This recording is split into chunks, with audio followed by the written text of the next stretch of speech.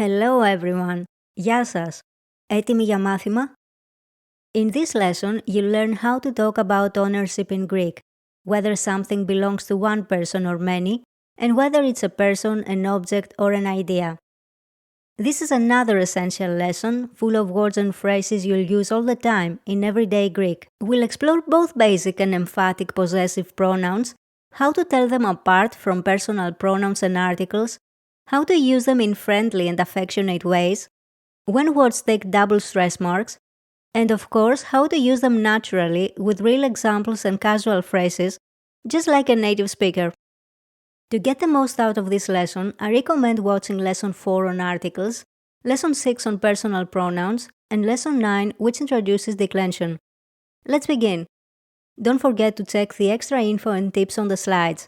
Feel free to pause the video to study charts and notes. When I was teaching the personal pronouns, I had mentioned then that the weak, non-emphatic personal pronouns of the genitive case, mu, su, tu, etc., are also used as possessive pronouns.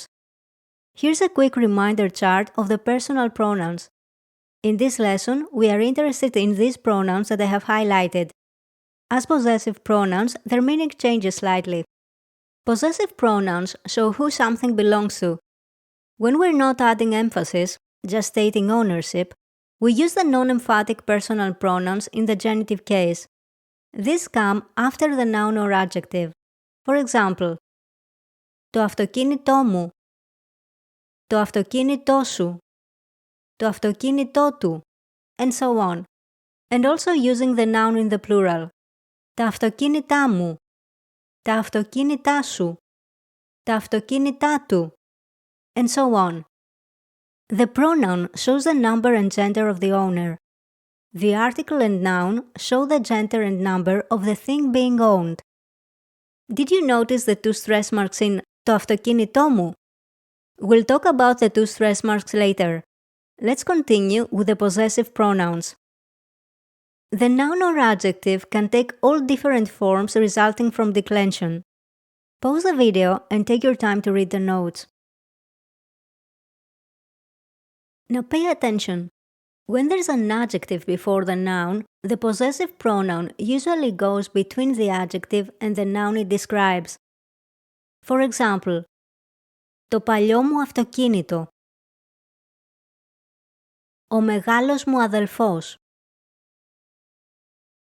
When we want to emphasize ownership, highlight contrast, or clearly identify the owner, we use the adjective δικός, δική, δικό, followed by the genitive personal pronoun.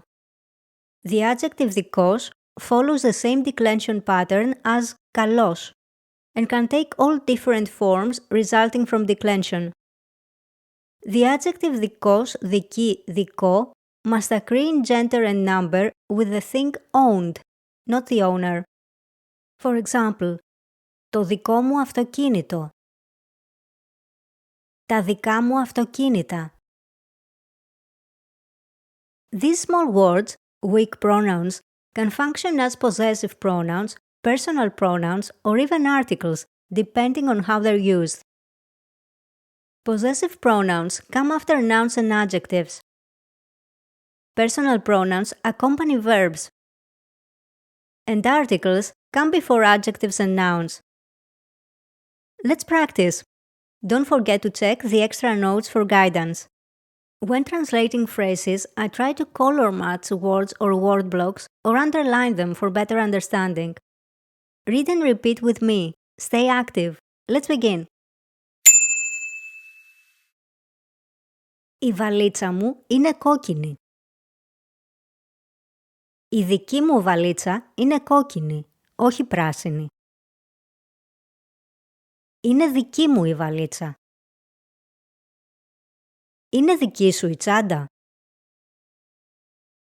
Η τσάντα είναι δική της. Ήταν δική μου ιδέα. Ήρθαν με τα παιδιά τους.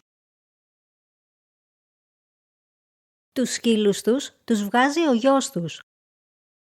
This is a more difficult sentence. The word τους appears 4 times, each with a different function. Check the notes for details. In Greek, word order can change emphasis.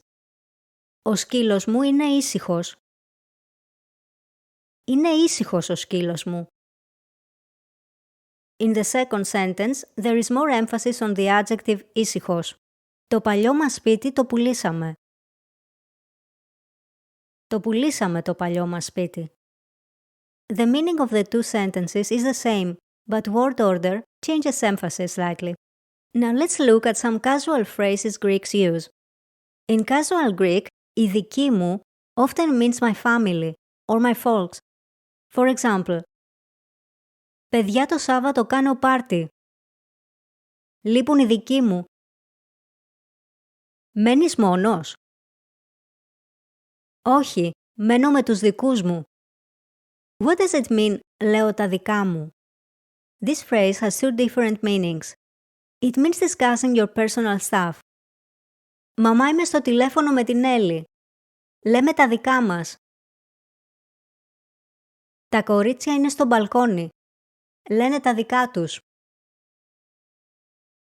This phrase may also mean that someone is repeating a familiar behavior.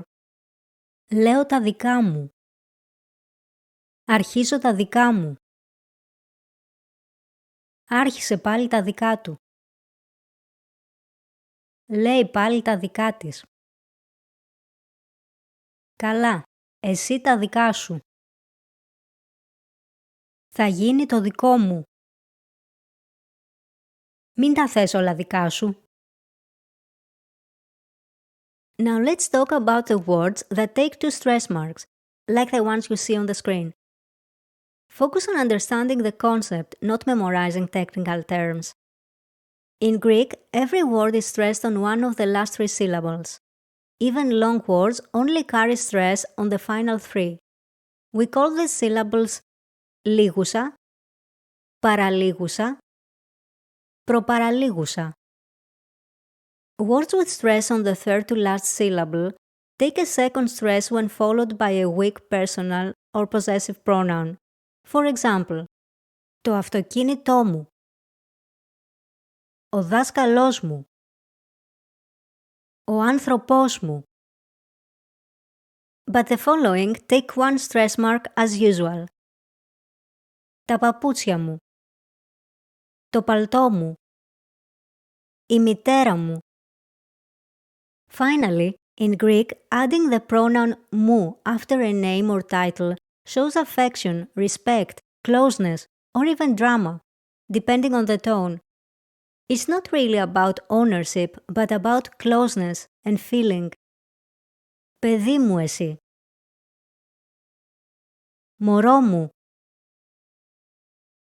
Αγάπη μου. Χριστέ μου. Μαμά μου. Γιατρέ μου. When we say ο άνθρωπός μου, it means a person who is very close to us. Let's close the lesson with a few more phrases. Γιάννη μου, πού χάθηκες? Επιτέλους, βρήκα τον άνθρωπό μου. Είσαι δική μου για πάντα. And that's it for today's lesson on Greek possessive pronouns. I could go on and on. There are so many useful phrases. But this might already be a lot to take in. Keep practicing what you've learned today. If you found this helpful, don't forget to like, subscribe and leave a comment. Φίλοι μου, ευχαριστώ που παρακολουθήσατε. Τα λέμε στο επόμενο μάθημα.